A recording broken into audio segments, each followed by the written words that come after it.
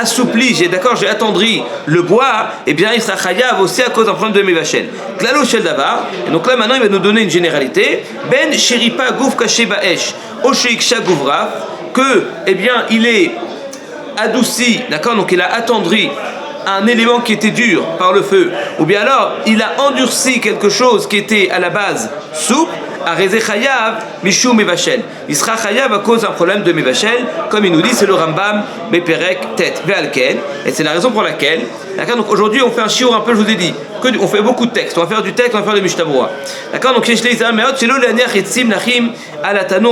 évidemment on n'a pas le droit de mettre du bois sur le four, d'accord, pour les faire sécher, après que Shabbat soit rentré, et là il y a un problème qui c'est d'ordre touraïque. Point. Sachant que le bois, quand il se transforme il est brûlé, il devient de nouveau un combustible via le charbon. Alors ça, j'essaie de voir quel est le statut de ce bois. Est-ce qu'il est devenu... Il y a en fait deux problèmes, c'est important ce que dit Gabriel. Parce qu'en fait, il y a deux points.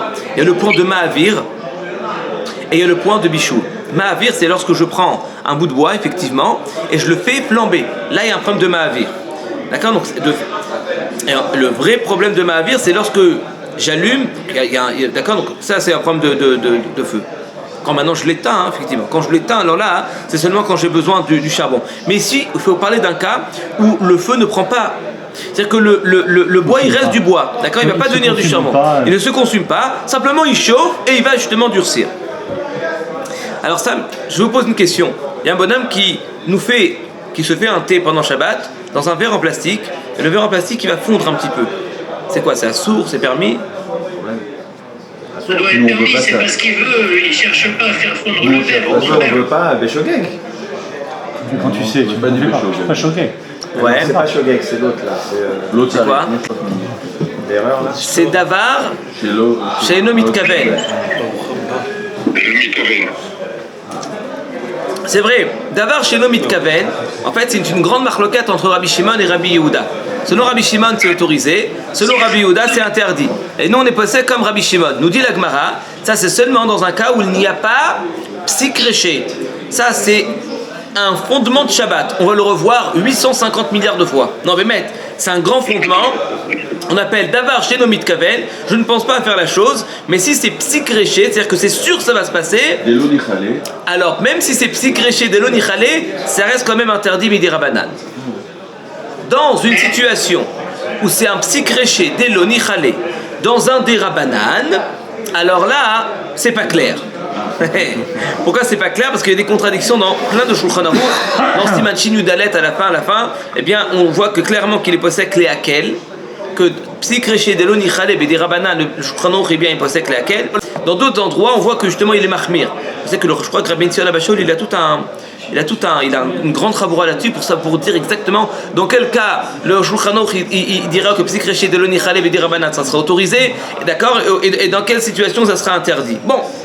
Ça c'est un hors Létion, je ne me rappelle pas exactement de ce qu'il dit, bon je ne me rappelle pas, mais il me semble que c'est Rabbi Tzion Abashol qui est rentré dans le sujet. Al-Kol Panim, ici, si on dit que c'est un Deoraita, pardon? Est-ce que pour faire le thé, on est obligé d'utiliser un Klisheni? Bien sûr. Et après les Shlishi. Donc si avec le Klisheni on ne fait pas cuire le thé, alors il n'y a pas de raison qu'on considère qu'on fait cuire le verre. Mais si, exactement, s'ils font devant nous, qu'est-ce qu'on fait? Vous savez qu'en fait, ce que vous dites, monsieur Ventura, c'est pas évident. Vous dites que le thé Beklish-Lishi, effectivement, c'est moutard, c'est Rabbi Tzion Abashol qui ramène ça. On va le voir, tout ça, on va étudier. Mais selon le Mishnah Brura, le thé, d'accord, même en Klish-Lishi, c'est interdit. En tout cas, on n'a pas vu de distinction. Ouais. Ce que lui, il dit comme ça, il dit, mais je comprends pas. Je mets maintenant mon petit sac de thé. Je vois qu'il y a de la couleur qui se dégage. Tu vois, tu es en train de voir. Ça, tu oui, mais Klisheni ou Vachel, Todaraba. Mais ici, je le vois que maintenant, il y a un bichoul. Parce que le goût, il est sorti. Quand le goût, dans le froid, ça marche pas. Fais l'expérience, mets un truc. Peut-être qu'à 15 degrés, ça le fait. C'est le Delbo, peut-être qu'en dessous de Delbo, ça passe. Qu'au-dessus de. En dessous. En dessous, oui, mais là, non, si c'est pas Yotzele Delbo, ça je vous garantis, c'est moutard. Mais en général, un bonhomme qui se fait un petit thé, c'est sûr qu'il est. Il a Yotzele Delbo, même en Kliribis, il y a Yotzele Delbo. Le Delbo, c'est pas très, je crois que c'est 40-45 degrés. Enfin, Dans le Deoraita, on est mahmir dans les deux situations. Al-Kol Panim. Bon, j'entends. En tout cas, donc là, si maintenant on considère que c'est Deoraita, donc là, même si vous dites que c'est Psikre chez Deloni Khalé, d'accord, et c'est Davar chez Nomit Kaven, normalement, ça devrait être interdit. Par contre, on peut dire que non, parce que finalement, c'est Mekalkel. C'est quoi Mekalkel? Je détruis. C'est pas simplement, voilà. C'est-à-dire que quand je suis Mekalkel, c'est-à-dire que si maintenant je vous vends un Kelly, donc un verre en plastique, ou qui est super, d'accord, qui est très mou, ou alors qui est bien dur, préférez celui qui est dur. Donc finalement, qu'est-ce que j'ai fait? J'ai détruit mon verre. C'est pas simplement que c'est un psychré de l'onichalé, ça peut être considéré comme étant un dérabanan. Pourquoi? Parce que là, j'étais mécalquel. Donc là, on est bien dans une situation de psychré de l'onichalé, mais des rabanan dans la mesure où j'étais mécalquel, donc on peut quand même être matière. Véritablement, il me semble que le chazonish, il est mahmir. Ouais. Et évidemment, c'est une marloquette acharonim. Je peux vous piquer votre. Parce que je pense que ici, c'est sûr qu'il le ramène. Pardon? Oui, ouais, si vous prenez un verre en verre, il n'y a pas de souci. Concentré de thé. Alors même si nous on est mahmirim, on va voir, il y aura plein de marloquettes, on est mahmirim, il en reste vraiment que si je l'ai fait a posteriori, je peux en profiter pendant Shabbat. Ouais. Donc en fait, c'est ce qu'il nous dit le Mishnah Brura. Et kol shiesh safek plukta basé et avait bichlal bishul ola. Est-ce que c'est considéré comme étant un bishul ou pas? Donc en fait, c'est une marloquette par exemple. Obishar melachot. Olaf, pardon. Obishar melachot karigavna ou bien dans toutes les autres melachot. En les sours beti eved, donc a posteriori je peux toujours en profiter. L'école est sourd à ze urak midi rabanan shekan sou, parce que finalement l'interdiction de profiter d'une mélacha qui a été faite pendant Shabbat, c'est une interdiction qui est simplement d'ordre rabbinique. Et lorsque maintenant j'ai un safek dessus, on va appliquer le principe de safek des rabanan, la kula. Mais sfeka des rabanan, la kula. D'accord, donc ça il ramène ça dans le nom du Prémégadi. C'est pas les chafila, hein, c'est. Ah oui, évidemment, c'est pas qu'on te demande. Oui, on va pas te permettre. Mais si maintenant tu l'as fait, on peut quand même te permettre.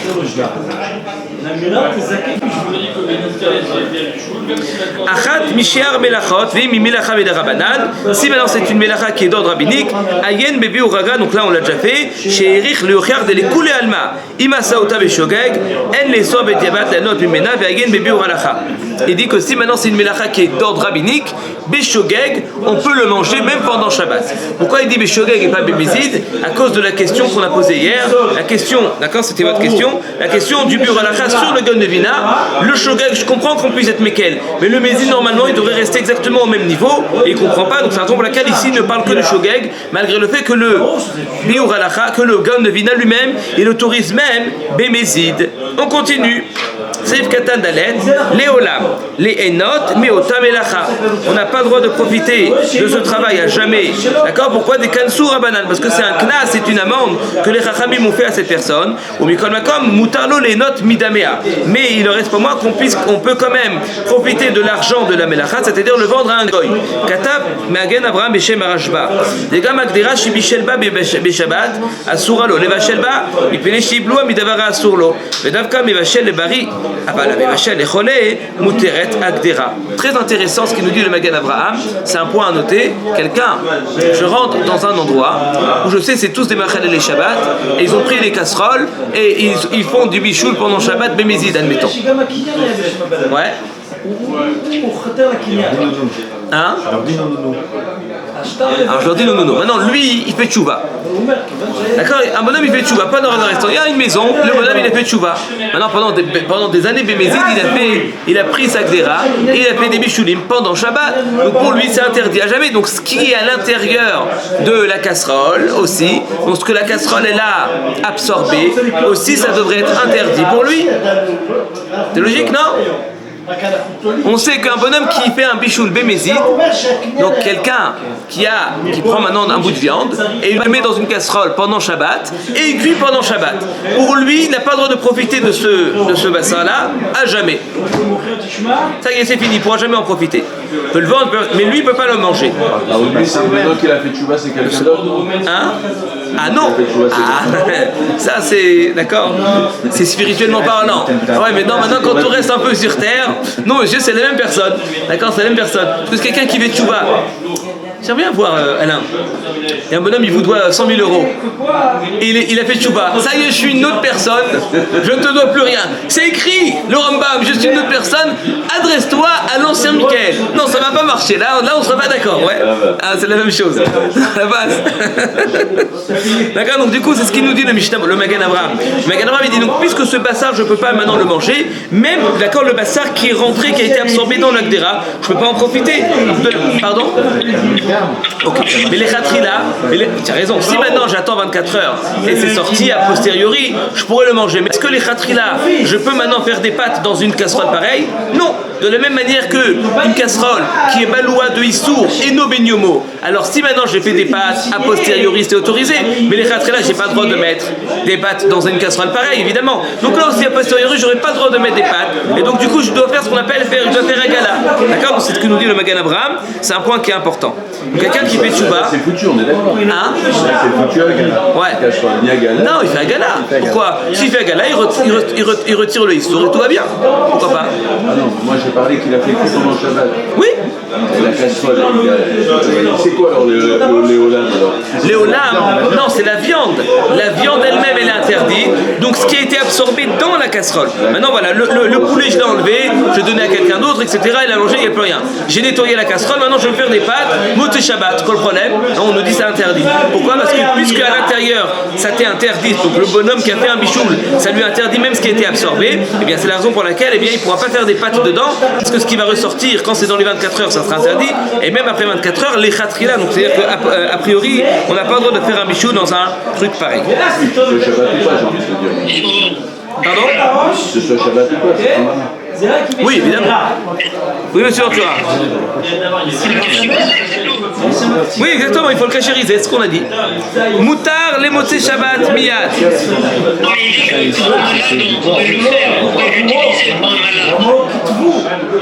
Non. Ah, excusez-moi, il a raison. J'ai pas lu la dernière phrase. Ça veut dire que quoi? Que pendant Shabbat, il va pas être annulé. Donc du coup, ça va interdire les 800 parts. Mais si maintenant ce bout de viande, il sera interdit à jamais. Donc là, évidemment, pendant Shabbat, il va être annulé. C'est logique. Mais il n'y a pas de cas où ça a été à jamais à part. Ah si, un morceau de cheval. J'ai un morceau de cheval qui s'est mélangé avec 250 morceaux de bœuf. Mahadine, c'est un bitoul pendant Shabbat. D'accord, pendant Shabbat, pendant le chol, ça change pas, je peux les manger. Et même pendant Shabbat. Mais si c'est quelque chose qui est mouktsé et qui va devenir moutar motsé Shabbat, alors là, normalement, celui-là, comme il aura une possibilité dans le futur où il va devenir moutar, donc là, il n'est pas annulé même pendant Shabbat. Pourquoi? Parce que puisque tu as la possibilité de le manger béhéter, pourquoi tu le manges béhissour? Ça c'est la svara de Rashi. Le ran il a un autre malheur un peu plus complexe, c'est pas le sujet. D'accord? Le ran il est délicieux, mais c'est pas le sujet. Donc encore une fois, dès qu'il y a quelque chose qu'on peut manger béhéter, on n'a pas le droit de manger béhissour et on ne va pas appliquer tous les dynimes de ce qu'on appelle bitoul. Il n'y aura pas de bitoul possible. Hein? Alors qu'est-ce qu'on fait? Alors regardez bien, par rapport à la personne, bah lui, c'est complètement assour à jamais. Donc comme c'est assour à jamais, donc là il y a un vrai... Donc normalement pendant Shabbat, lui, il pourrait le manger parce que pour lui c'est pas d'avoir chiyesh le matirim. Bah oui, il n'a pas de sortie de secours. Mais les autres, monsieur, c'est d'avoir chiyesh le matirim parce que pour les autres, moté Shabbat, ça sera autorisé. Donc est-ce que maintenant on va regarder de façon individuelle ou on regarde de façon collective? Comment on regarde cette histoire-là? Est-ce que ça s'appelle d'avoir chiyesh le matirim? Oui ou non? Elle est belle la question. Moi j'ai kiffé. Et maintenant il ramène le Magen Avraham, il ramène un cholek, il ramène une preuve de trouma. Le Magen Avraham il est cholek. Bon, c'est magnifique, on n'a pas le temps, il faut qu'on avance. Mais en soi le Magen Avraham, je l'avais bien aimé. Alors regardez ce qu'il nous dit donc lui nous donne la mascala du Magen Avraham. Im nitareb beshabbat oto davar shenit bashel bemezid beacherim. Da'at Magen Avraham de eno mitbatel ve'asur lo beshabbat le'enot mizeh. Même lui, le Magen Avraham, il dit même lui, il ne pourra pas en profiter. Pourquoi? Dès qu'il va des motzei Shabbat, mutar le'acherim, puisque finalement pour motzei Shabbat, ça sera autorisé pour les autres. Mikre davar shesh lo matirim de'eno batel afilu be'elef. Ça s'appelle quelque chose qu'on appelle davar shesh lo matirim qui n'est pas annulable même parmi. Uma Jekata Biore des A, sauf Siman Koufbet, Ipourse, Nitra Kamagan Abraham le Yashua là-bas, dans Siman Koufbet, il chot de Davar Sheshlo Matiri, d'accord, dans Yoredea, et bien là-bas on voit que c'est l'inverse, d'accord, c'est un Rama, Beika, et bien le Magan Abraham il dit non, on parle dans un cas où ça s'est mélangé qu'après Shabbat, donc le Magan Abraham il fait un trac énorme, d'accord, pour ne pas justement que ça contredise ce qu'il a dit. Et le Chavodat il dit non monsieur, puisque pour lui ça sera jamais interdit, ça sera jamais permis, pardon, donc ça s'appelle pas Davar chez Shkomatirim, et donc du coup c'est autorisé même pendant Shabbat. Et Kozel Amevshel Batsmo,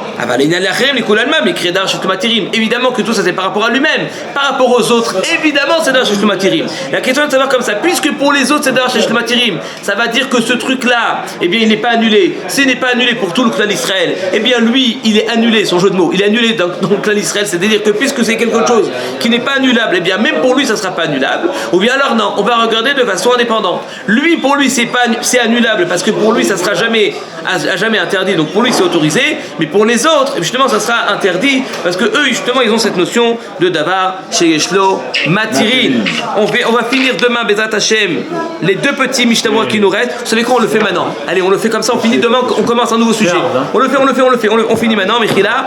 D'accord, allez, je dépasse, je vais être en retard pour le deuxième shiur. L'Honora. On va me taper sur les doigts, c'est pas grave. Hein? Shogeg, Shagag, Badin. Ouais, Obe Shogeg. Regardez, Shagag Badin. Donc c'est quoi le Shogeg? Ou il s'est trompé sur la halacha, ou il a oublié que c'était Shabbat, tout ça c'est partie de Shogeg.